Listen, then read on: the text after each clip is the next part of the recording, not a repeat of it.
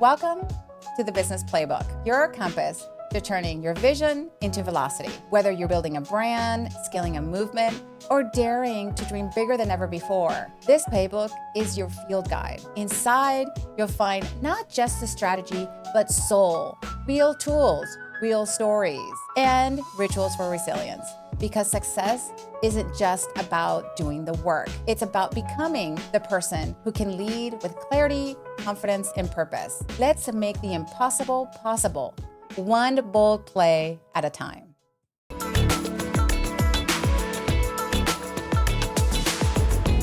Hello and welcome to the Business Playbook, from start to scale. We are here with Kelly Primeau, which I'm really excited because we have a lot of fun things to talk about.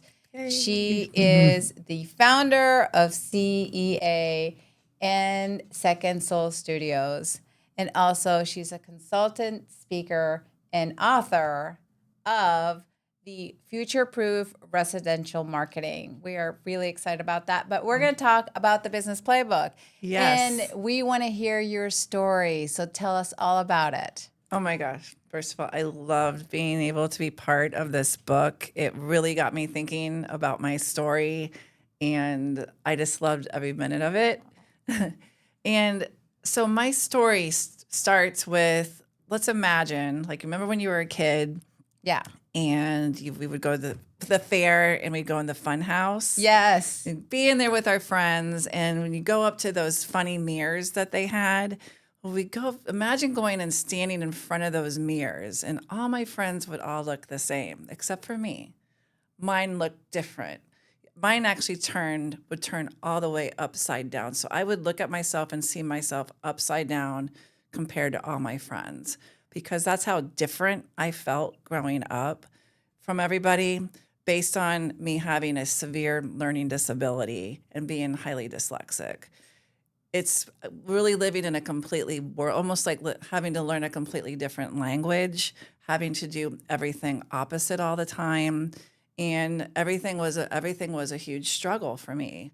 And I didn't really start coming out of that mindset of struggle, or I'm not good enough, or always being told you're not good enough, or you can't do something, because I always was challenged with that, but I always found a way to prove people wrong during that time. We always talk about how, we were talking prior to this about how disabilities really have to change your mindset in some way. But I love the story you were telling about how you got that job, your dream job. So tell us about that.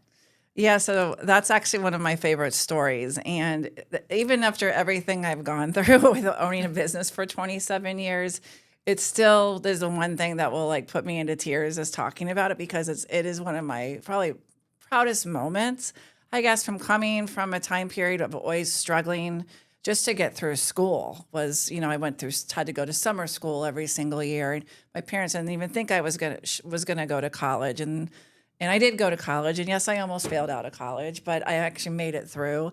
But I ended up getting this job when it was the end of my junior year in college with the New York Rangers hockey team. Wow. Yeah, because I was actually doing a lot of work. I did a lot of work for the hockey team at school, and with the telecommunications, TV, radio. So I was gaining a lot of experience and stuff that I love to do creatively. So you were a star. Yeah.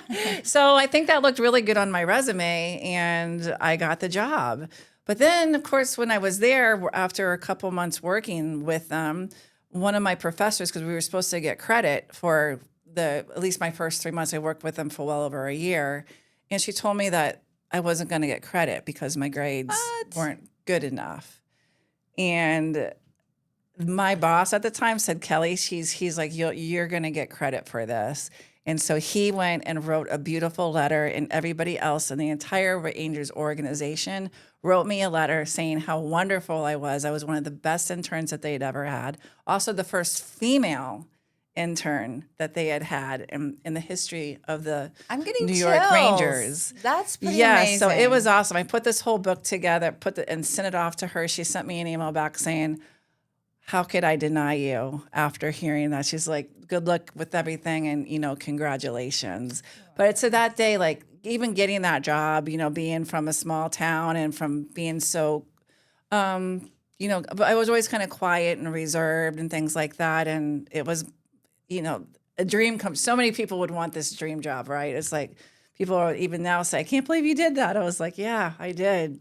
I was actually good at it. You did, Kelly. So I think it was that confidence builder that kind of put me through to that, the next thing. So tell me about, you talked about confidence building, but tell me about that pivotal moment in your business that really changed everything for you. Yeah, so that is also a fun story to tell. It's when I had started my company, already been in business probably for a couple years, and we were primarily selling promotions to home builders and developers. And so we would sell these promotions, and it would just really consist of direct marketing. My promotions were getting a ton of traffic, and the builders were really loving what I was doing. So I started getting asked for more things like, hey, can you design this brochure? Or, hey, how about adding more newspaper or radio to the direct mail mix? And I was always told everybody, oh, yeah, sure, I can do that. Sure, I can do that. And one of the biggest ones was, it was a company that was doing a lot of direct mail for me. Their names was Lexington Homes. I'll never forget this. I found out that they were getting ready to hire an ad agency to be full service. And I walked into the office of the owner and I said, excuse me, Mr. Phoebe, but I would love to be considered as one of your ad agencies. And he's like, I didn't know you had you were an ad agency, Kelly. I thought you were just a promotional company. I'm like, oh no, we're full service. Oh my God, that's pretty brave. We weren't full service. He's like, he kind of looked at me like, okay, so since I told him that he was going to allow me to pitch, so I then from there seeked out, I'm like, I need to learn how to do this. So I seeked out a mentor. And I found the guy that owned the largest agency in Florida. His name was Howard Ellis. And I was very, very blessed to the fact that he had just retired. And I called him up and said, out of the blue? Yeah, well, I knew somebody that knew him. Okay. And I found someone that knew him, made an introduction. And then I called and asked him. I told him, I go, I'm kind of in a pickle. I told this company I was a full service agency and I really don't know anything about it, but I think I might want to learn. Will you help me? He just started laughing and he said, yeah. So he basically went in there. He taught me how to pitch campaigns and, do creative and do media buys. And we walked in, basically built a 10-person agency and walked into that meeting with Craig Phoebe with my entire agency parading in with me with some of the best people there were some people that worked for Howard that we all said that they worked for me, but they were some of the best in the biz that were there for that pitch. And needless to say, we won the business. That is incredible because being in the business, you don't just get to win that pitch, right? Right. It's pretty... I'm impressed. This is pretty incredible what you've done and how you really took the risk. Yeah. To do that. Yeah. And that set us forward to getting from that account. We ended up landing Pulte Homes. We worked with D.R. Horton, Taylor Morrison. I could go on and on about a lot of the big national home builder brands that we worked for, but it was pretty incredible. And very quickly, we went from a little company that was doing $100,000 a year. A year later, I think I hit well over $3 million. Oh, my God. Yeah, that fast. That is insane. So tell me what you do that's unexpected for your customers or your clients. Like, what is that thing that you do for them? I think the thing that we do for them that stands out with most of our clients is we're very innovative. I've always been innovative and always been able to shift because in marketing changes so drastically all the time, so you can easily dinosaur yourself if you don't stay up with the changes.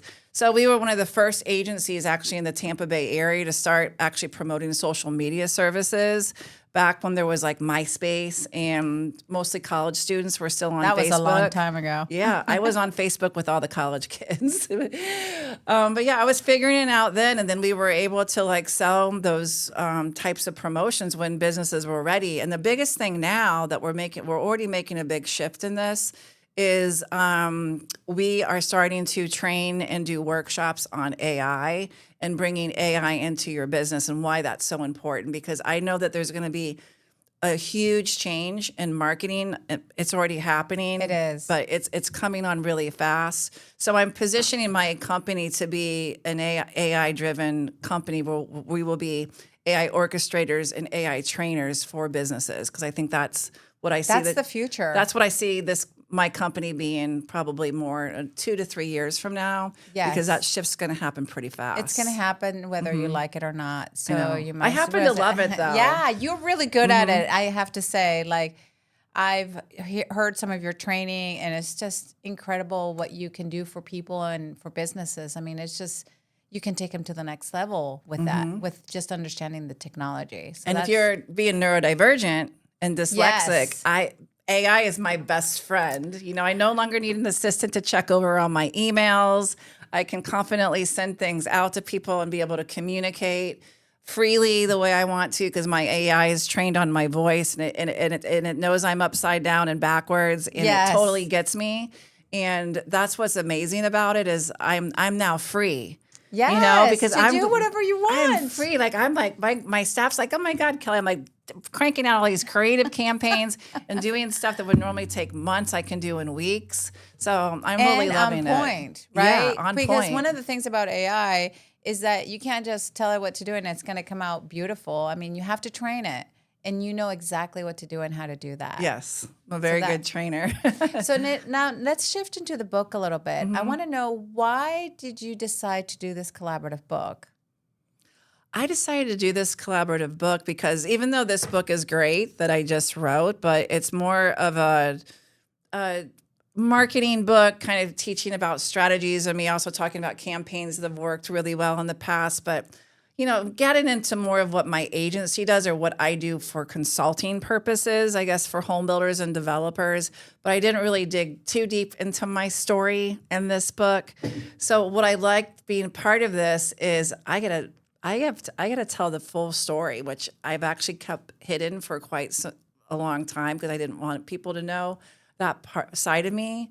But I just feel like I can help people. I can help anybody that's looking to get into business and that are thinking about it, that you can do it. Anybody can do it. You just have to have the heart and the motivation, and don't let anybody tell you no. I love that. So without getting too much into the book or the chapter, give me like one takeaway that you really felt was part of your essence of who you are.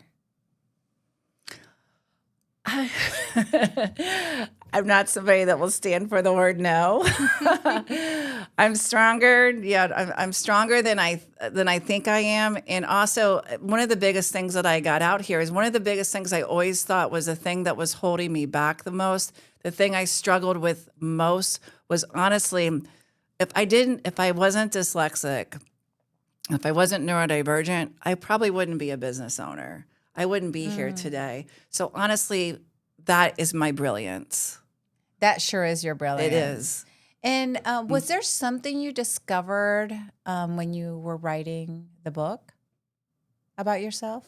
Yeah, even just as a kid, you know, with being the kid, you know, the creative mind that I had and living in an imaginary world as much as I did, because obviously I wasn't interested in books, and in school I would just kind of go off into my own, because I just wasn't with everybody else because I wasn't getting what was going on. So I would go into my own dream world, but in my dream world was a pretty creative place, you know. So obviously that creativity started really very, very young.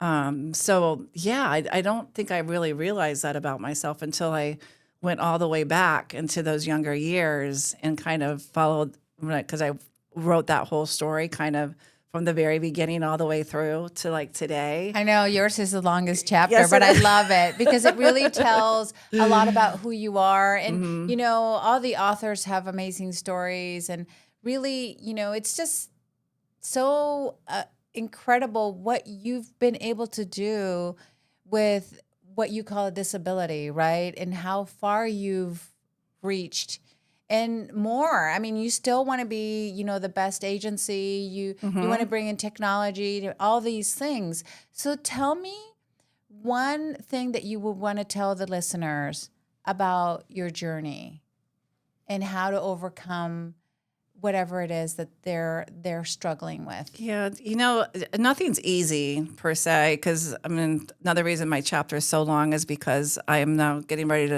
coming into my 28th year of owning my company. So that's a long time. And, there's a lot of peaks and valleys and things like that happen. And you just need to know to, find something good behind that you can hold on to that will pull you through that time period. And that's what I think why I've been able to do is innovate and find that focal point that gets me through, because some of the bad times I've had have been seriously almost put me out of business, like badly. And it's happened more than once, of anywhere from, bad time in the real estate boom, going through an awful divorce, a lot of different things the loss of a couple really big clients, that you're not expecting for whatever reason all at one time can sink a company. But you have to look at that and find something else you can grab. For me, I would find some shiny object to grab onto that I could wrap my head around and then focus on that and try and then put together a plan and then follow that through. So, you're kind of like this very powerful, intelligent woman who has gone beyond adversity and these challenges and just made an amazing life for yourself. So, Kelly, I'm so happy that you're in the book and so excited. Thank you. And I know that, your future, whatever you dream of, it's going to come true for you because of all the challenges that have gotten through so far. So thank you so much. Thank you. No, I'm ready for the next chapter, and I think this book set me up for that, what's going to happen next in Kelly Primeau's world of life and business. And I really got to think about that. So thank you for asking me to be part of it. Oh, thank you. So thank you everybody for listening in, and we'll have more authors. Really excited about next steps.